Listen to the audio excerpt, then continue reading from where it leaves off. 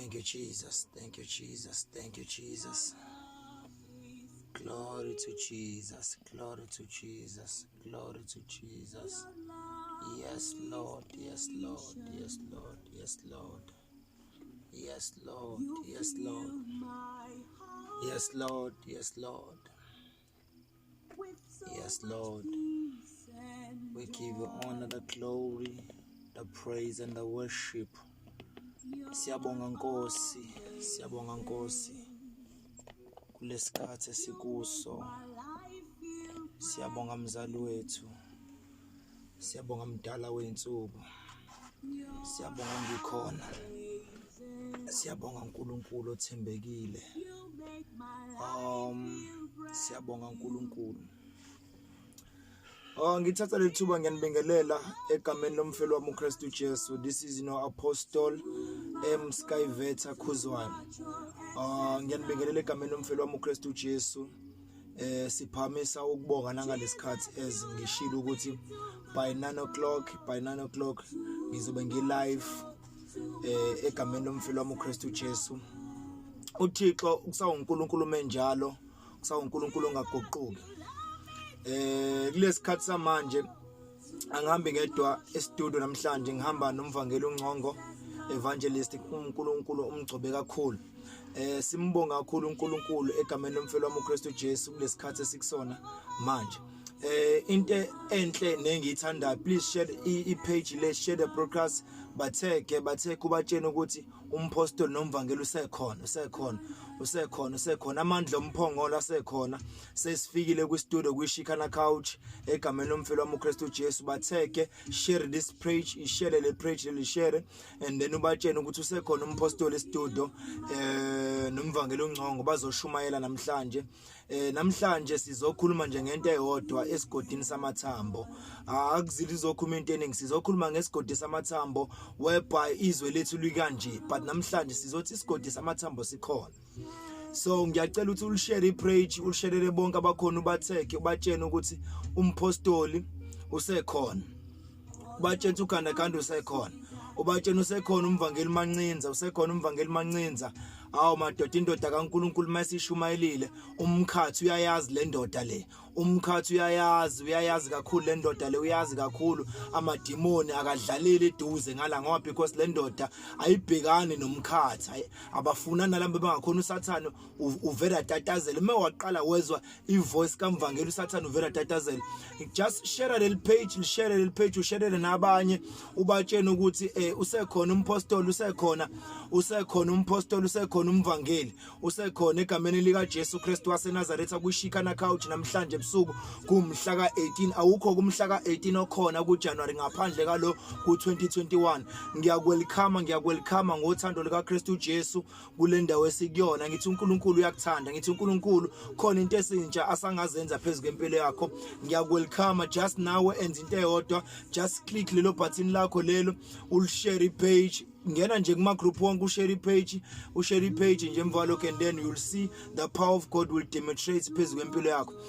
Ilokho nje kuphela, singakenzi lutho ngoba because into esihlangene ngawo la sihlangene ngomthandazo. Ngaphambi ukuthi ngenza into eziningi, ngizocela nje ukuthi umvangeli uNgcongo asibingelele, and then after that mase siyathandaza, and then we go straight to the word of God. We're gonna go straight to the word of God egameni lika Jesu Kristu waseNazaretha. Azikho into eziningi ezibaluleke njengale esizozenza namhlanje. Into ebalekile namhlanje yizwi lika Kristu Jesu, elinamandla ukwenza izinto ezingekho zibe khona. I know ukuthi izwi likaNkulunkulu phezulu yakhe impilo lizokusustain and then lizocover. The grace of the Lord umusa ungaphezulu kwekhanda lakho namhlanje ebusuku. Umusa kaJehova namhlanje ukhona, uNkulunkulu uzowehlisa phezulu kwesimo sakho. Kusho ukuthi namhlanje into ofanele understand that the grace of the Lord ukuthi ukhona umusa kaNkulunkulu wanele wonke abantu abakhona abamdingayo. Kuphela vula inhliziyo yakho and understand izwi likaNkulunkulu malifikile noma selehlile, alehleli lilambatha lingeli wenza umsebenzi. Ngi-understand into eyodwa namhlanje ukuthi ngoba sihleli kanje kukhona uNkulunkulu into afuna ukuyikhuluma phezulu kwezethu impilo. Khona izinto uNkulunkulu afuna ukuyikhuluma phezulu kwezethu impilo. Just share the page, and then must you like emva lokho and then utag abakhona lapha epage lakho batag and then tell them ukuthi umpostoli nomvangeli usekhona. Sithi amandla omphongolo every time ngo9 o'clock ebusuku suke sithandaza sithi amandla omphongolo asakhona sithi lo mphongolo wesivumelano usakhona sithi lo mphongolo wakwazi unqobela uIsrael usakhona sithi lo mphongolo namhlanje wakwazi ukuhamba noIsrael for a period of 40 years uhamba nabehlanu usakhona lo mphongolo kukhona izinto lo mphongolo amandla omphongolo asangazenza phezulu kwempilo zakho but namhlanje sizothi esigodini samathambo kukhona into esazokwenzeka esigodini samathambo. I know ukuthi namhlanje khona into odlula phezulu kwayo but namhlanje ngizonikeza izwi lesiqiniseko ukuthi kuleso sigodi samathambo akho khona into esangenzeka. Mbangeli ngiyakwelcome kwishikana couch namhlanje ebusuku istudio. Ngiyakwelcome sen. Angithathe le thuba leli ngibingelele abasibukele njengamanje abasemakhaya ake ngibingelele obhoti ngibingelele obaba ngibingelele osisi emakhaya lethi izwi likaNkulunkulu ke emangithi ngibingelela amadoda onke ngibingelela indle yamandla ngiphinde futhi ngibingelele ke abantu besifazane lethi izwi likaNkulunkulu ke abantu besifazane ke yibo abayimbali zezulu imbali ezinhle ngibingelele nabancane abancelayo namhlanje ngoba ngithi ngibingelele sifuna ukuzokhuluma phezulu kwempilo yakho just ukuthi nje namhlanje ushare leli page namhlanje ebusuku sizokhuluma izwi likaNkulunkulu sokhuluma amandla kaNkulunkulu phezulu kwempilo yakho ake uinvite nabanye ubize nabanye ungazidli wedwa lezi indaba namhlanje ngiyabonga mpostoli ukuthi ukunikelele ithuba leli lokuthi ngibingelele namhlanje njengoba nje sizokwenza ibuffet namhlanje sizoshare izwi likaNkulunkulu bengingathanda ukuthi nalo lowo osilalele njengamanje lapho ekhaya njengamanje ameme nabanye because izowa lembewu kaNkulunkulu azowa amandla kaNkulunkulu nawe olalele phezulu namhlanje lapha ekhaya azowela phezulu kwempilo yakho lamandla kaNkulunkulu kuzowa amandla omphongolo lithi izwi kaNkulunkulu ke mayisekhona uNkulunkulu nanoma yisiphi isimo siyamlalela namhlanje khona ke izimo ezizoguqa phezulu kwempilo yakho khona imibuso ezokhothama namhlanje phezulu kwempilo yakho because namhlanje ke kuzokhuluma uNkulunkulu phezulu kwempilo yakho kukhona amandla azobonakaliswa namhlanje phezulu kwempilo yakho kukhona izinto ezizoqashulwa namhlanje phezulu kwempilo yakho namhlanje ebusuku ake umeme nabanye namhlanje sizowisa izwi kaNkulunkulu namhlanje ake unaye egama likaJesu ayifile amandla kaNkulunkulu namhlanje la estudio I feel the power of God I feel the anointing of the Holy Spirit namhlanje I feel the power namhlanje ke asonjalo ke ohlabelelayo athi entabeni kaJehova kuyabonelelwa. Ngiyabingelela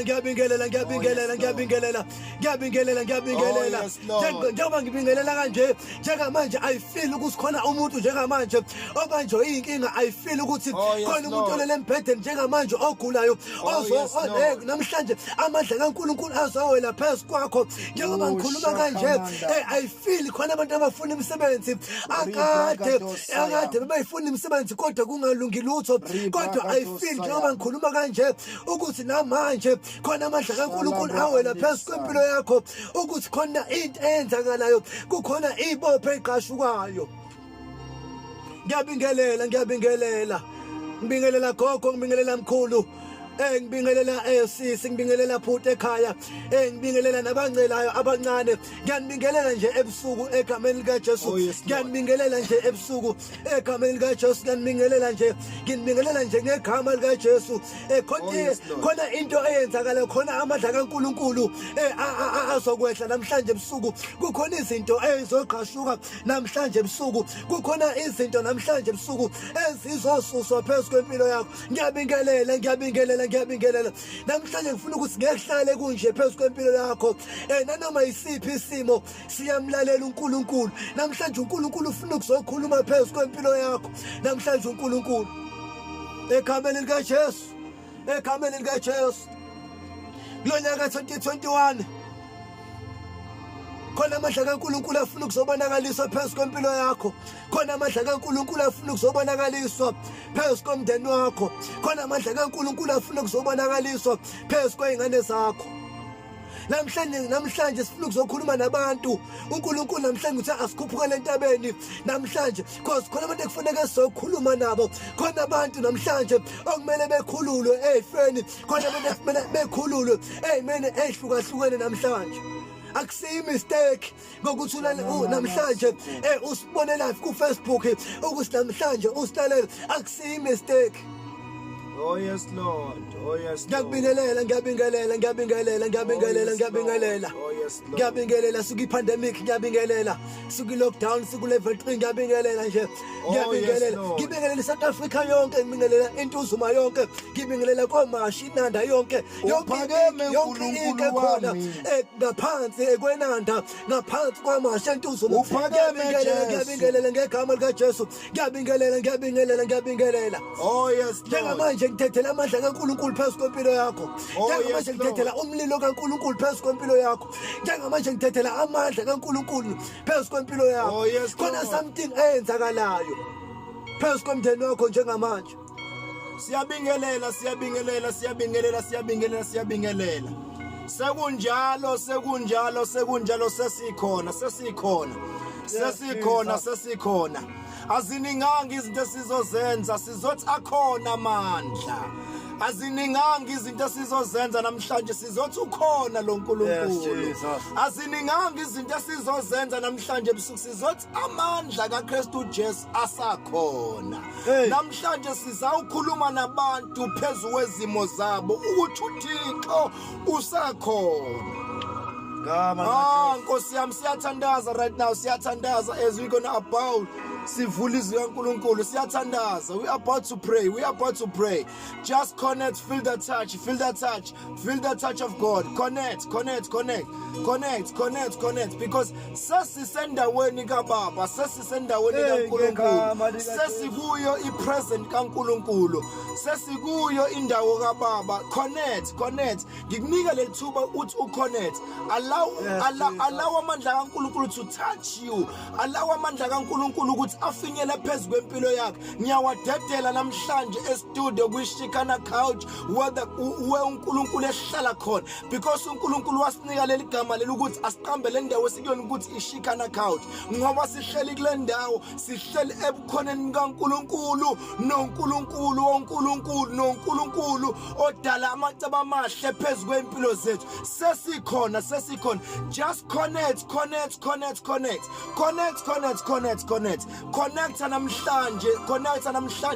namhlanje allow inhliziyo yakho ukuthi namhlanje irelease izinto ezingaphazamisa ukuthi uxhumane noNkulunkulu just connect feel the touch of God siyathandaza mvangeli let us pray man of God uNguthixo phakeme uNkulunkulu phakeme akekho uNkulunkulu kamasaya umuhle levrehande leboshaka brandele bosaya uzika brahande lebrahando saya zabraha brasaka ushabrahande kebrasuka usika mandore bosaka brahande lebrahando saka brahando saka brahale bresa shaka braseka manana masaka uri brahande leboshaka brahando saya la mahande lebesaka uNkulunkulu esifele ebusuku amandla akho uNkulunkulu esinjengamanje yehlisa ke uNkulunkulu wethu amandla akho amandla uNkulunkulu wethu egameni lasekhaya sesiyindawo yakho engcwele awukuphakame mdala wethu akekho uNkulunkulu right now ngiyathandaza njengamandla we pray uNkulunkulu wethu namandla ukubuwenza into ezintsha phezu kwempilo zabantwana bakho siyathandaza egameni likaJesu waseNazaretha uNkulunkulu wethu namandla uNguthixo phakeme uNguthixo menjalo uNguthixo wena wedwa egameni likaJesu waseNazaretha zikhathamasa rebrakaseka usekhathalabosa ukusandaribaha sekabrahaseka usekabrahandosa usekamamasa urikatakasa raprakaseka zebrahande labaha. Hallelujah, hallelujah, hallelujah, hallelujah, hallelujah, hallelujah, hallelujah. Bayete, bayete, bayete, bayete, bayete, bayete, bayete, bayete, bayete, bayete, bayete, bayete, bayete, bayete, bayete. Hallelujah, hallelujah, hallelujah. We speak power, we speak power, we speak power, we speak power, we speak dominion power. Oh, Sanamakata, Usikakakaka, Rapaseke, Shakabrahasoko, Ribrahaseka, Ripaseka Braso, Zikamasakabra, Zebrekasokosa, Raprakasoko, Ripaseka Masaka. Hallelujah, hallelujah. Bayete, bayete, bayete, bayete, bayete, bayete. Bayete, bayete, bayete, bayete. Uosana wel pensulu. Uosana wel pensulu. Sesilapha. Mafuanga jigi. Sesilapha. Wena ngikona. Sesilapha. Dala wenchulo. As we approach Unkulunkulu altar your word, we invite your holy presence. Na na na na na na na na na. Usena na na makasa. Una makasa. Unemraseka pra. Useka brasoko. Librahande kasama. Useka brasoko sana. Nina brahande la brasoko. Nina na na na na na na na na na na. Usika Zebra kosaka. Ribra koteka sabra. Uribra katesa katakosaka. Reta katokotosaka tabra. Usika prakatesa katabrakatosa. Mata katabrakataka takata. Udika takatakatakatakatakatoko. Udika takatakatakatakatakata. Udika takatakosoko. Udika prakatakatakatakatakataka. Udika prakatakatakatakatakataka. Hallelujah. Yeah. Uzeka prakatesa. Makadaka braha. Makadraka prakatsa. Neka sabraha. Zika dosaka. Zebraha sekabra. Mahaha saka. Hallelujah. Hallelujah. Hallelujah. Yay. Hey, Jesus. Hallelujah, hallelujah. Hallelujah, hallelujah. Hallelujah, hallelujah. Zikatabraha, Sekatasaka, Udikatakaseka, Udekatabrakatosaka, Udibrakatesa brakato, Udekatakatakataka, Udikatakato, Udukaseka brakatosaka, Uzika brakatesa brakatosa. Use brakatasi kabrasoko. Ukubrakatesa brakatosaka. Ude braande sabraasi kabraasi katosaka. Use braande sakabraasi. Use takanama andosoko sakabraoso. Uzi braase katala braoseka. Ude katase katakasaka. Right now I pray. Zibrande sakabrosoko. Right now I pray for your situation. I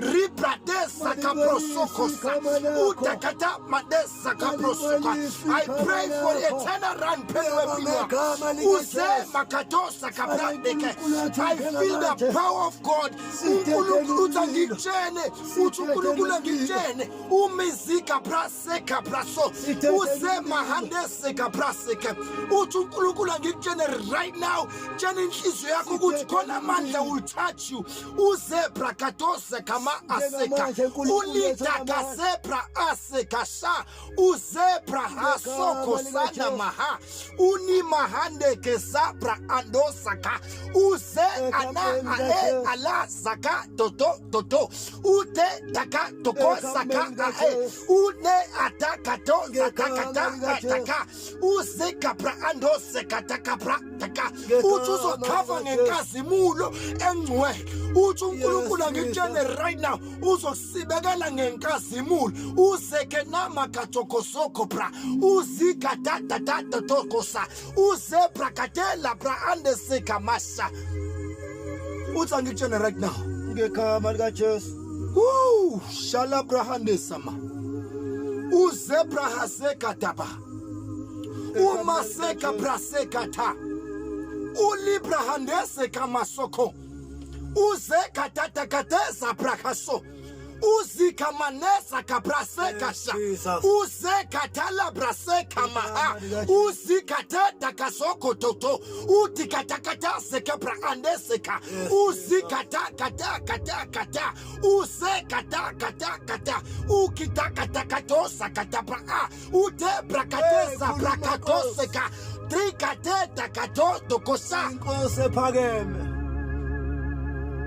usakhona uNkulunkulu. Right now I release the power of God. Right now I release the power of God. Right now I release the tangible power that will manifest in your life. Right now ngikhulula amandla kaNkulunkulu ebehlele phezu kwempilo yakho. Namhlanje I speak a dominant power. Namhlanje ngikhuluma indambiso phezu kwempilo yakho. Right now ngirelease amandla kaNkulunkulu. Sana maha. Uze namaha nosa. Namaseka braseka toso. Namhlanje amandla kaNkulunkulu azosibekela yonke indawo esikuyona. The power of God uzokuthinta uNkulunkulu. Aseke isikhathi sokudlala.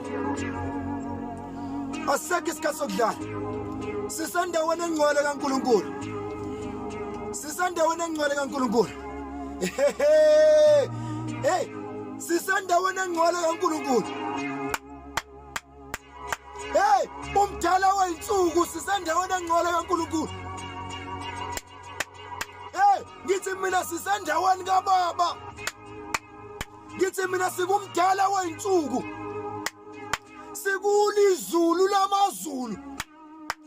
Sikulizulu lamazulu. Sikuyu mafohla. Sikuyu bayede. Sikuyu ihlumela lika Jesu. Sasilapha uNkulunkulu. Sasilapha.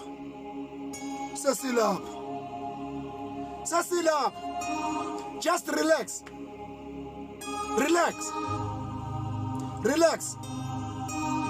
Hlala phansi lapha, hlala phansi, relax. Sizodla namhlanje. The power of God will move around. And then we'll touch you. We'll touch you. Feel the touch of God. Feel the touch of God. Feel the touch of God. Feel the touch of God. Just connect. Ngekuhlala kunje. Phezu kwempilo yakho ngekuhlala kunje. God uzoshintsha amatafula namhlanje. Namhlanje lezi ndwa ngade zandlala phezu kwamatafula. uNkulunkulu uyayikhipha. Yes, Jesus. Lezi ndwangu ade zandlala. Le ndwangu yango 2020 iyasuswa namhlanje. Namhlanje uNkulunkulu uphethe white cloud uzomboza abantu ngenkazimulo yakhe. Namhlanje uNkulunkulu uphethe the white cloud uzomboza abantu ngenkazimulo yakhe. Ngiyazi mina ukuthi ungunderstand why ngisho kanje. I'm prophetic manje. uNkulunkulu namhlanje uzosusa indwangu ezindala ade zikhavile phezu kwempilo yakho. Uphethe white cloud that will cover you today. Man of God.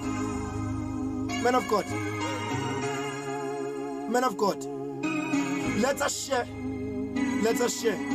the buffet. Hey.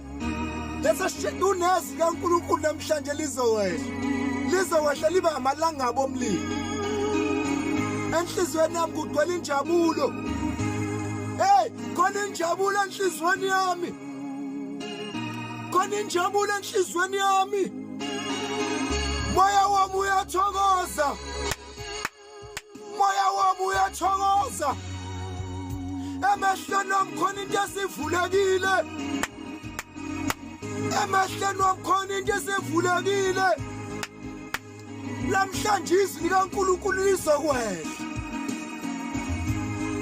oh shabrahandela masaya uzela brahandela boshakamandosa uzekela brandele boshakamandosa hey man of God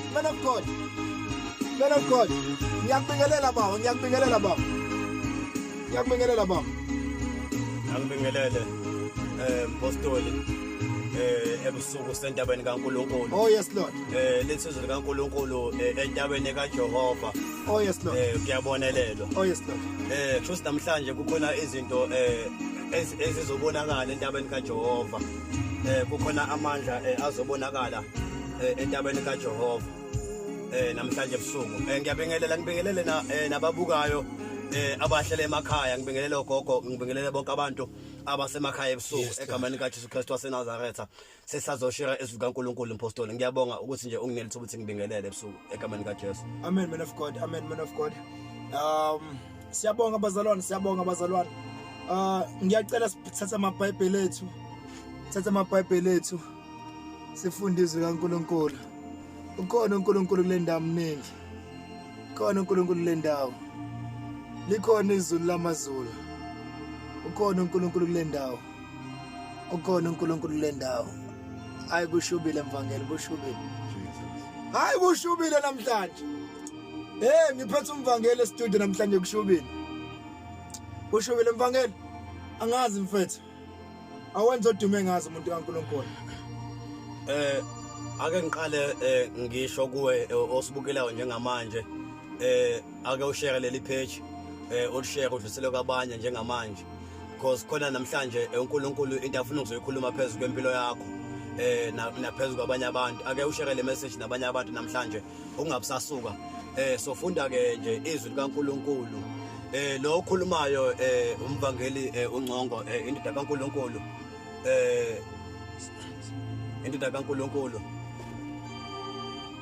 umvangeli uNgcongo indoda kaNkulunkulu sengishumayelile izwi likaNkulunkulu abanye banofakazi engibathandazelile abanye ngibathandazelile nje einsukwini sofunda nje izwi likaNkulunkulu ke elinamandla ngifuna ukusho into eyodwa ke namhlanje ebusuku usilalele awukube nokukholwa namhlanje umkholo uNkulunkulu kusilamazwi azowa phezulu kwempilo yakho namhlanje azohluka kakhulu futhi lamazwi mawusuwalalele azoyishintsha impilo yakho sofunda incwadi kaHezekiya chapter 37 isihloko sifundeka kanje isigodi samathambo omileyo verse 1 isandla sikaJehova sasiphezu kwami Nkosi yami sangikhipha ngomoya kaJehova Nkosi yami sangibeka phakathi kwesigodi sasigcwele amathambo man of God ngicela uphinde isihloko man of God isigodi samathambo lithi iBhayibheli isigodi samathambo omileyo isandla sikaJehova sasiphezu kwami isandla sikaJehova sasiphezu kwami sangikhipha ngomoya kaJehova siyangikhipha ngomoya kaJehova uNkulunkulu sangibeka phakathi kwesigodi singibeka phakathi kwesigodi sasigcwele amathambo lesi sigodi sigcwele namathambo amaningi wangidlulisa kuwo ngawasungeza mama sakabra wangidlulisa kuwo ngawasungeza bheka ayemaningi kakhulu ebusweni besigodi futhi bheka ayomile kakhulu wayesethi kimi indodana yomuntu lawa amathambo angaphila na ngathi Nkosi Jehova wena uyazi wayesethi kimi profeta phezu kwalamathambo uthi kunina amathambo omileyo zwanini izwi likaJehova. Man of God, ngithanda into eyodwa la. Ngithanda into eyodwa kuleli verse. Lithi iBhayibheli ake siqale ngalamathambo eniwabona esigodini. Yes. Lithi iBhayibheli lamathambo akavedanga abakhona esigodini.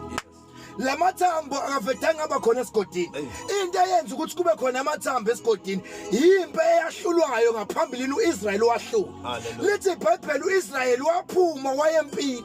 Mawuphuma uyempini wahamba nomphongolo kaNkuluNkulu. Masuhambe nomphongolo kaNkuluNkulu wasuyaphuca umphongolo kaNkuluNkulu.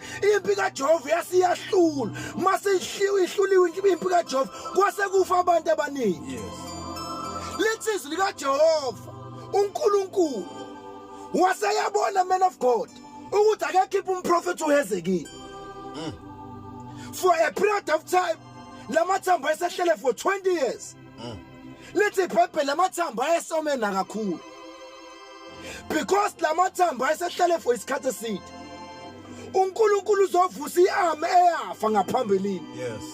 Engathi ngiyabona esikhathini esiphila kuso uNkulunkulu raise iarmy ezovuka esikhathini samanje. uNkulunkulu uzoraise amadoda esikhathini samanje. uNkulunkulu uzovusa intsha encane esikhathini samanje that ezoma ezikhaleni. Amen. Engathi ngiyabona umprofeti uHezekiya. Lithi izwi likaNkulunkulu mvangeli. Lesi sigodi sasigcwele amathambo amaningi. Ombileyo. Mawusasho kanjalo umpostoli mawuthi le ndaba ibackground yayo isukela emasosheni akaIsrayeli. Aphuma nomphongolo kaNkuluNkulu ukuthi ayolwa impi kaNkuluNkulu anqotshwe. Awagcinanga ngonqotshwa kodwa asefela khona lapha esigodini. Kushuthi ngakho kuthiwa isigodi samathambo omileyo. Kushuthi lamasosha athi mayisefile akekho ahamba wayolanda ukuthi ambelwe angcwatshwe. Kushuthi abolela kuso leso sigodi aphenduka uma bebola kwaze kwafika lesikhathi sokuthi kuze kuvela amathambo abo babola kwaphela ngabo kwasala amathambo abamhlophe. Mawukhuluma ngale ndaba yokuthi uNkulunkulu wakhipha uHezekiya ngikhumbula incwadi kaSamuel oqala lithi izwi kaNkulunkulu kwakhonwana lithi izwi kaNkulunkulu umuntu wesifazane wayeyinyumba wayengazali lithi izwi kaNkulunkulu wayekhala njalo lo muntu wesifazane njalo kodwa umthandazo wakhe wayengaphenduleki kodwa lithi izwi kaNkulunkulu mhla enyukela ethempelini kwakhishwa umprofeti kaNkulunkulu Shuthi ngamanye amazwi kuvamisile ukuthi uNkulunkulu makhona izimo esibhekene nazo uNkulunkulu kumele akhiphe kodwa akakhiphi noma yini kodwa ukhipha umuntu ogcotshiweyo.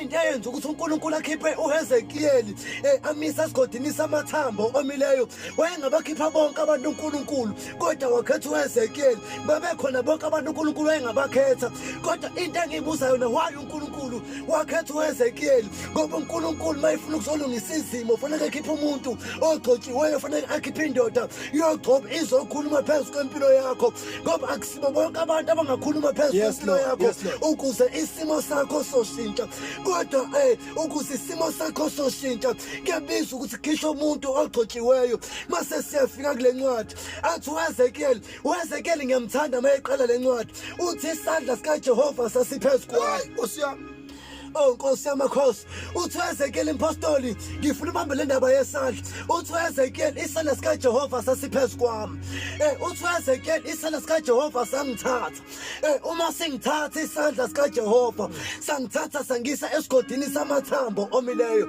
namhlanje ebusuku ngifuna ukuthi komuntu olalele isandla sikaJehova namhlanje siphezulu kwethu sila asilethanga thina ukuthi sibe live la e-studio kwiShikana Couch kodwa silethwe isandla sikaJehova uthi uHezekiyeli isandla sikaJehova sangisa esigodini samathambo omileyo namhlanje ebusuku empostoli njengoba sila fanele si-understand into eyodwa ukuthi sibekwe isandla sikaNkulunkulu kukhona abantu abamanjwe inkinga ehlukahlukene kodwa namhlanje sifuna ukuzoprofetha phezulu kwempilo zabo hayi ngokuthanda kwethu kodwa ngenxa sokuthi basebenza izwi kaNkulunkulu yilo elisithathile lasibeka lithe asoprofesaya phezulu kwamathambo omileyo.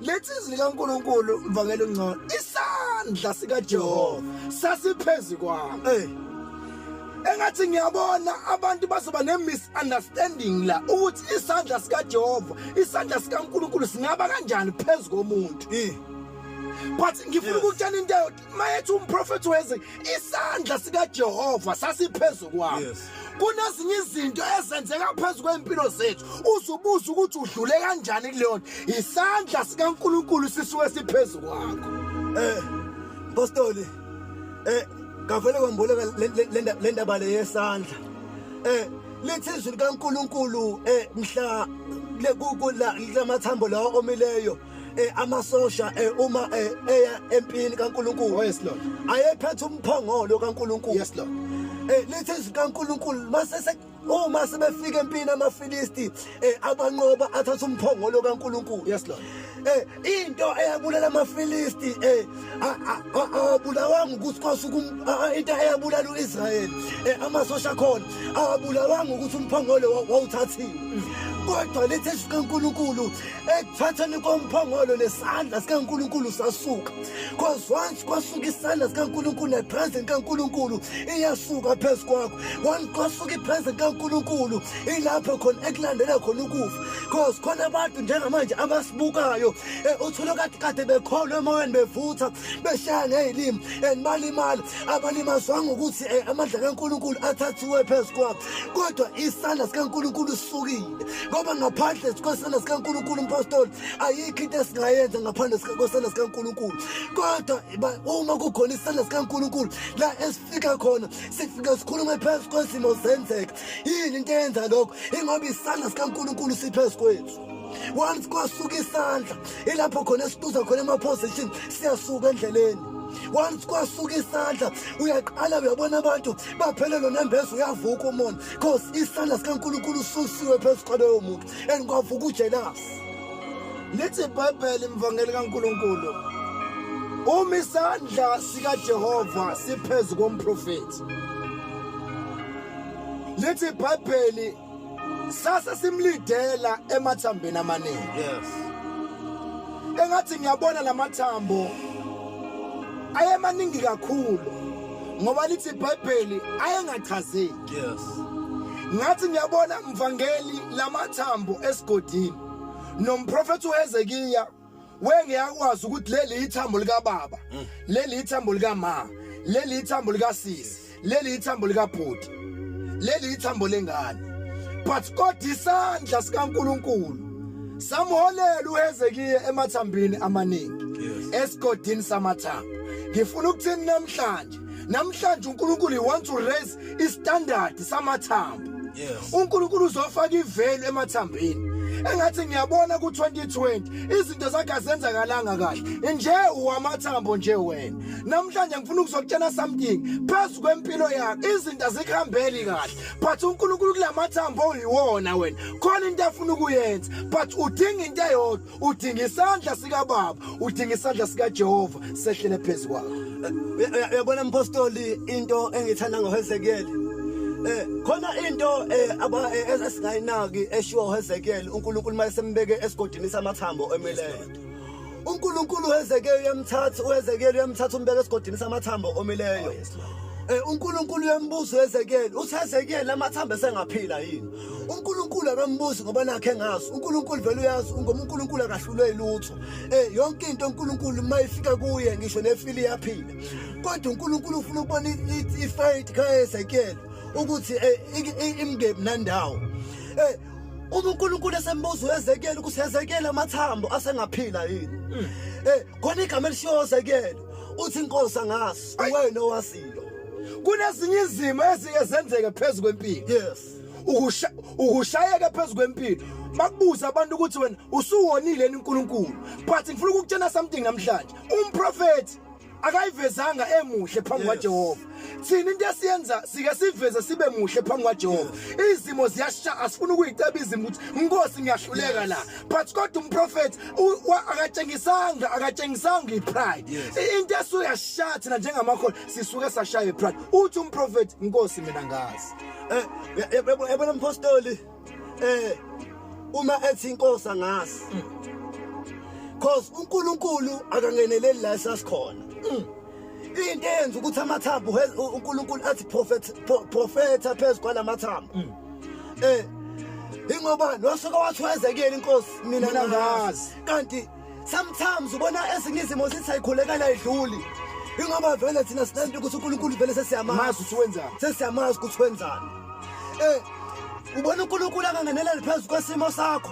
ingoba wena wazi kakhulu okudlula uNkulunkulu uNkulunkulu akamfuni umuntu owaziyo kodwa uNkulunkulu ufuna umuntu angazi ukuze uNkulunkulu ezokwenza because uNkulunkulu akakwazi ukwenza mawazi uzokudedela uNkulunkulu wenze because wena uyazi kodwa wena mawuthi wena wazi uNkulunkulu umpostoli uzokwenza yena because wena ususile ukuthi awazi into eyenza ukuthi amathambo ephile uwezekelo osukwetshela uNkulunkulu wathi uNkulunkulu angazi uwaziyo namhla ngeswela abantu umpostoli ababhekene nezimo abengeke beze behambe ngemicabango yabo ukuthi vele ngiyazi ukuthi uNkulunkulu uyaphilisa vele ngiyazi ukuthi uNkulunkulu uyenza lokho kodwa kwathi angibuze bapha abantu abazothi inkosi angazi lesimo engibhekene naso ukuthi singadlula yina ngazi uNkulunkulu mina ngazi because namhlanje ngoba sipostoli sifuna ukuprofethela abantu hayi abaziyo kodwa sifuna ukuprofetha phezu kwaloya muntu loyana ozothi mina nkosi mina ngazi inkosi mvangela ungongo usakhuluma ukuthi mina nkosi angazi into esoyanakala emzimbeni kaKristu Jesu suke sandelwa abantu abazikoma inkosi yami ungamazi kanjani uNkulunkulu elithizwe likaJob indlela zami zibanzi zijulile into esuke yanakala emzimbeni kaKristu Jesu kusowanakala lento ukuthi sisuke sathi siyazi phambi kobukhona bukaNkulunkulu ngifuna ukuthi namhlanje mina nkosi angazi esizokwenza namhlanje la kwishikana kasho mina nkosi angazi ukuze inkosi uzokwazi ungena phezulu kwezimo zethu mina ngazi inkosi ukuze uzokwazi ungena phezulu kwezo lethu inkosi mina ngazi ukuze namhlanje inkosi uzokwazi ukuphilisa izwe lethu inkosi thina sazi lapho kwalokho uwezekela impostoli masethe mina nkosi angazi bona kaNkulunkulu ethi Ezekiel prophesy phezu kwalamathambo omileyo into engethanda ngoEzekiel ke mayisasho lokho uthi nina amathambo zwanini izwi nina amathambo zwanini izwi likaJehova uthi lithi nina amathambo zwanini izwi likaJehova ukuthi lithi uthi uJehova angiprofesaye phezu kwalamathambo uthi uJehova angiprofethe phezu kwalamathambo kodwa ngithi ebusuku into eyenza ukuthi amathambo aphile ambathe ukuphila enziwe izinto eziwuthunde kuphela eyokuqala ukuthi uEzekiel into eyenza ukuthi icela ubambe lokho ekhaya ulalele into eyenza ukuthi amathambo ephile into yokuqala bamba lokho ukuthi uEzekiel wathi inkosi angazi okwesibili into eyenza ukuthi amathambo embathe ukuphila ingoba uEzekiel wasebenzisa wathi inkosi mina ngazi wathi inkosi mina ngazi okwesibili uEzekiel wathi nina amathambo izwanini izwi okwesibili into eyenza ukuthi amathambo ephile izwi likaNkulunkulu kunezinye izimo ezenzakala phezulu kwempilo yakho ukuze wena izimo zakho uzokwazi ukudlula phezulu kwesimo sakho udinga abantu abazokutshena izwi phezulu kwempilo yakho ukuze uzokwazi ukuphila kwakho ukuthola kunabantu kuyimanje abalele ezibhedlela but kodwa mawangena umfundisi uthi nami umfundisi ngithandazela Nkosi yami hayi ngoba kumfundisi onamandla ophilisa umuntu but izwi eliphethe umfundisi ngeke ngafike esibhedlela eMagande ngenye ilanga ngizothandazela omunye ugogo mangithandaza kunosisi olele eceleni mangithandaza ngithi mina ngiyafika ngathandaza mase ngithandazile wathi lo sisi sengiqeda ukuthandaza wathi nami umfundisi ngithandazela hayibo lo sisi wazi ngani ukuthi ngumfundisi wasuka wabona isandla phezulu kwakho kunabantu abafika phezulu kwempilo yakho wena mase uyabadinaya indaba udinaya amadoda kaNkulunkulu ngoba uyasidinga isandla sikaJehova uNkulunkulu akakwazi ukuzehlela yena ekhaya ezulwini but kodwa unabantu abathumelayo uNkulunkulu kunomuntu asewamthumela phezulu kwempilo yakho ukuthi akakutshenise wena walidinaya wathi ingane nje le ngifuna ukukutshela namhlanje uthi uNkulunkulu namhlanje zwanini izwi likaJehova uNkulunkulu wenu yabona masikhuluma ngendaba yezwi ungikhumbuza incwadi kaMatthew chapter 8 oh yes Lord verse 5 lithi izwi likaNkulunkulu ekwakhona induna eyayigulele mama sakabrando lithi izwi likaNkulunkulu le nduna Lebrahanda impostoli yahlangana noJesu lithi izwi likaNkulunkulu mayifika le ndoda ithi Nkosi umfana wami uyagula and ulele ekhaya and ufuhla ngothi ugula kabuhlungu uthi uJesu mayephendula sesogoqa ebusuku uthupha umfana ngekena ngegama likaJesu lithi izwi likaJehova lithi izwi likaJehova ithi lenkosi Jesu mina ngiyakwazi ukuthumela ibutho Yes. ukuthi lingenzelini ngisho ngezi ngezi ithi lenkosi Jesu mina ngiyakwazi ukuthumelela lami ibutho ukuthi lihambe longenzelizwe mina angifuni ukuthi Jesu uhambe uya kuyona indodana yami uyomthi ngifuna uzothumela izwi namhlanje sizokhuluma izwi lithi izwi kaNkulunkulu encwadi kaJohane eqaleni komhlaba wayekhona ulizwi lithi konke khona kwavela ngezwi lakho uNkulunkulu nokhanya khona kwavela ngezwi kaNkulunkulu ubumnyama bukhona bavela ngezwi kaNkulunkulu kubonakala uJesu abana abafundi bakhe kuncwadi kaMatthew chapter 8 verse 23 lithi izwi kaNkulunkulu kwavuka ivunguvungu into kwabonakala uJesu ekhuluma nolwandle ulwandle lelelanga ukukhuluma kaJesu kodwa uJesu wakhuluma izwi phezu kolwandle kubonakala ulwandle lithula namhlanje into esizele lamvangeli namhlanje into esizele la sizokhuluma izwi asinawo amazwi amaningi asinawo amazwi siwahlobisile but into esizoyikhuluma namhlanje kuyishikana couch izwi likaJehova uNkulunkulu wenu uthi umprofeti uHezekhiya zwanini izwi likaJehova Profeta phezu kwalamathambo namhlanje sizoprofeta phezu kwalamathambo kungenzeka ukuthi lamathambo lawo ayesehlala isikhathi eside saseyifikile imvula nelanga laselishisa kakhulu ayesemhlophe ilanga lafika lashisa labako-30 labako-40 kwafika imvula ezo-80% no-60% phezu kwalamathambo kodwa ngezwi likaNkulunkulu elakhulunywa phezu kwalamathambo kwabonakala amathambo embatha ukuphila cause izwi likaNkulunkulu likwazi ukwenza izinto engenzeki ukube Nkosi yami ukuthi zenzeke izwi kaNkulunkulu likwazi ukufaka ukuphila lapha engekho khona kube khona engathi ngiyabona lamathambo lithi iBhayibheli ithambo elinye lise west elinye lise south elinye lise north elinye lise west lithi iBhayibheli lamathambo avede asuka ahlangana ngathi ngiyezwa umdumo omkhulu wamathambo ehlangana engathi ngiyabona ngizwa umdumo omkhulu wezwi likaJehova esikhathini esiphila kuzo namhlanje sisadingile into eziningi but sasidinga izwi likaNkulunkulu amadoda amaningi aseshumayelile izwi likaNkulunkulu amanye adlala ngezwi likaNkulunkulu ukuze afeze ama-agenda awo namhlanje ngizothe north ngizothe south ngizothe west ngizothe east zwanini izwi likaJehova uNkulunkulu wenu lithi izwi likaNkulunkulu kwakhona umuntu wesifazane wayesegula iminyaka eyi12 lithi izwi likaNkulunkulu wayesegula 12 years impostoli lo muntu lo mama lithi izwi likaNkulunkulu wayesebehambile odokotela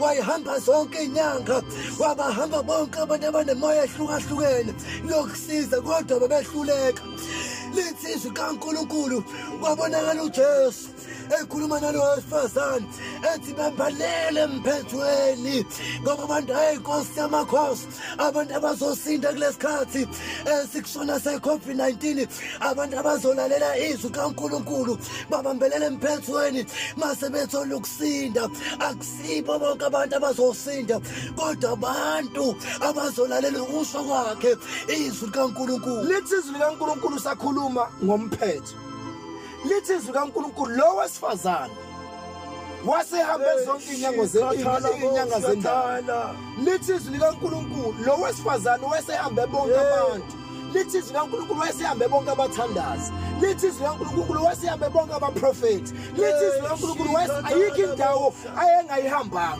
but kodwa lithi izwi likaNkulunkulu ngokuthi wezwa ukuthi uJesu uzojabula engathi namhlanje engathi bengatshena abantu ukuthi nanti izwi likaJesu engathi namhlanje bengatshena abantu ukuthi abantu abazosinda esikhathini samanje abantu abazobambelela emphethweni kaJesu lithi izwi likaJehova uJesu wathi lo wesifazane esebambelile emphethweni kaJesu uthi uJesu wezwa amandla esuka kuye engathi ngiyabona esikhathini samanje ukuze uJesu azozwa amandla azosuka kuye engathi ungabambelele emphethweni wengubo kaJesu Kristu uNkulunkulu wena into impostoli eyenza ukuthi wana noma wayefuna mama sakabrando se into eyenza ukuthi wana athola ingane wayengathandaza wana kodwa impendulo yakhe mhlawumbe ihlale engaphenduleki kufuneka ukusiwana noma ethandaza kodwa uNkulunkulu akhiphe umgcodo akhiphe umuntu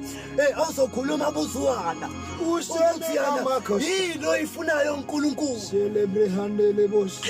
kubonakala uwana esinto eyodwa ekhuluma athi ngifuna ukuthi inkosi ngiphe umntwana angazi mina ngifuna ukuthi ufunani mhlawumbe ufuna ukupheliswa mhlawumbe ufuna umsebenzi namhlanje sifuna ukuzokhuluma njengabaqhotshwa bikaNkulunkulu ngifuna ukuzodeclare njengoEli njengoEzekiel kwabonakala uEli athi bekhuluma noHana athi uJehova makakunike lokho okucelileyo uEli usebenzisa izwi lethi zikaNkulunkulu sakhuluma ngowesifazane lethi eBhayibheli labo besifazane babe babili beshada indoda eyodwa engathi ngiyabona phezulu kwempilo yakho engathi lesimo sakho engathi usushade naso kakhulu engathi namhlanje kudingakala abantu abazothi inkosi ngifuna ukuthulula umoya wami kuwe yes Jesus engathi ngiyabona lesimo lesi esenzeka phezulu kwempilo yakho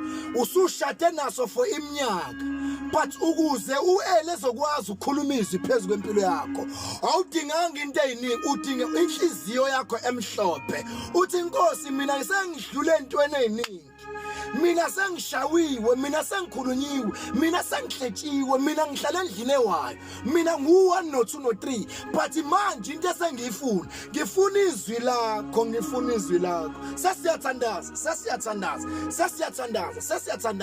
namhlanje aziningi into esizozenza namhlanje siyathandaza right now after umvangeli eqeda ukusho something and then we're gonna go straight to the prayer because namhlanje izwi likaNkulunkulu li based with prayer namhlanje sizothandaza phezulu kwesimo sakho namhlanje khohlwa ama-agenda there's no professor so professor ngawo but izwi likaJehova lizoprofetha wena uprofetha too much that's why into zakho zingenzeki because uprofetha too much nabaprofeti bamanga baze bakutshela izinto ezirong phezulu kwempilo yakho wazi wasuka nasemgqeni uNkulunkulu ade beka kuwona uNkulunkulu bekubekile eduze kwentsimi wena wasuka entsimini waya ka left esikhundleni uya ka right lalela namhlanje ngifuna ukukutshela into eyodwa ukuthi izwi likaJehova namhlanje kuyishikana couch khona into elizoyenza phezulu kwempilo yakho mvangeli say something and then we pray sesothandaza mpostoli lithi izwi kaNkulunkulu kwabonakala kwincwadi yezenzo chapter 2 kwabonakala abantu ngosuku lePentecost ababehlangene shakamanda lithi izwi kaNkulunkulu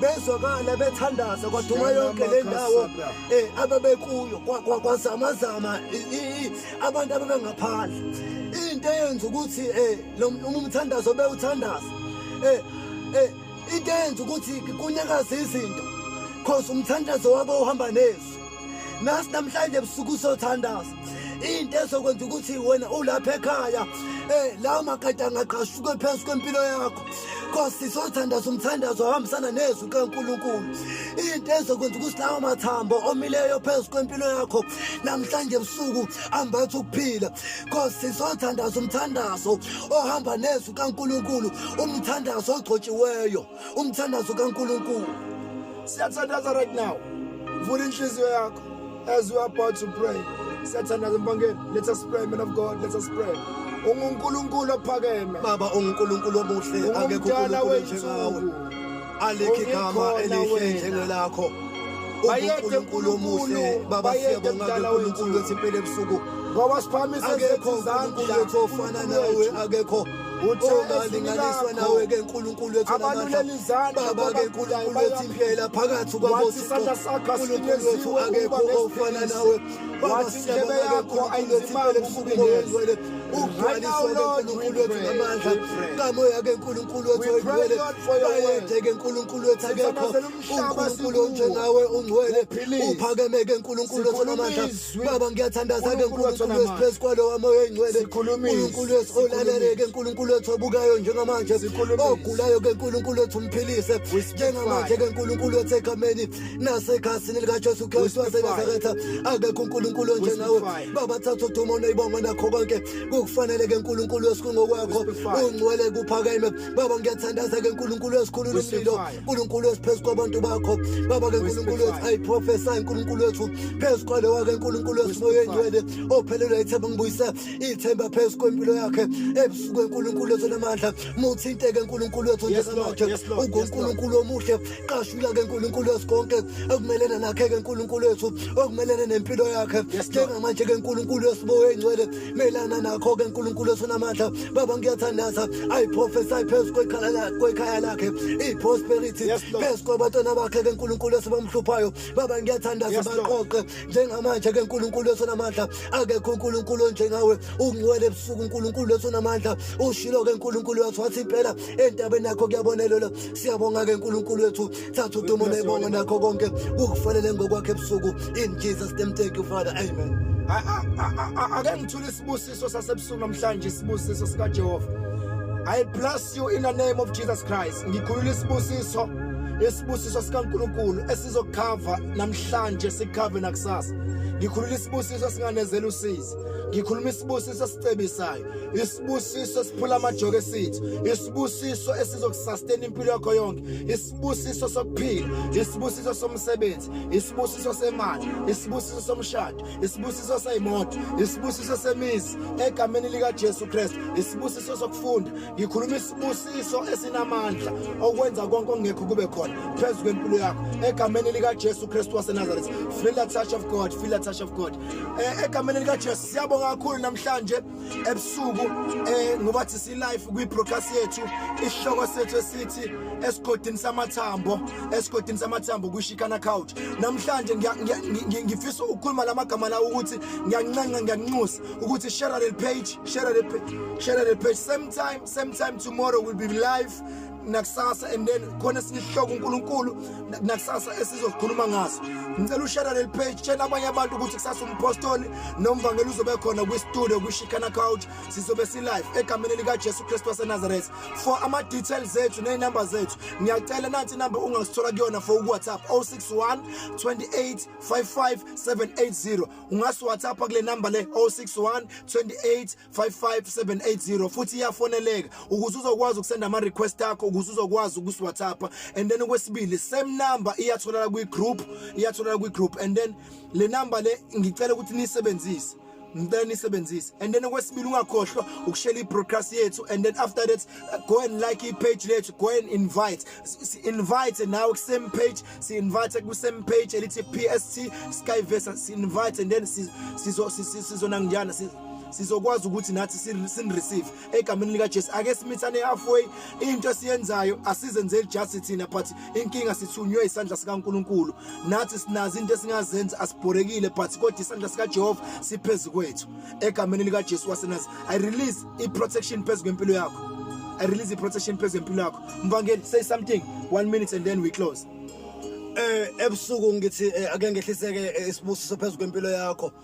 Sengathi isandla sikaNkulunkulu singaba phezulu kwakho namhlanje ebusuku nokunye ke umpostoli engathi ukulibele engathi ngikudlulise ikhona enye number it's 078 077 41 21 enye number futhi ya WhatsApp because bawuthu WhatsApp sibasebenzisayo nakhona futhi makuthi khona into ofuna ukuyikhuluma udinga umthandazo ophuthumayo uqhafaza nje lezi number lezi esishilo nje ezothu siyabonga kakhulu uNkulunkulu nje anibusise nomndeni wakho konke anifisa uNkulunkulu anehlisele anibiyele nje kulesikhathi sekusona sepandemic siyabonga kakhulu God bless you ngiyahlala kunje God bless you. Feel the touch of God. Feel the touch of God. Stay connected. Never give up. Never give up. Ngiyahlale kunje.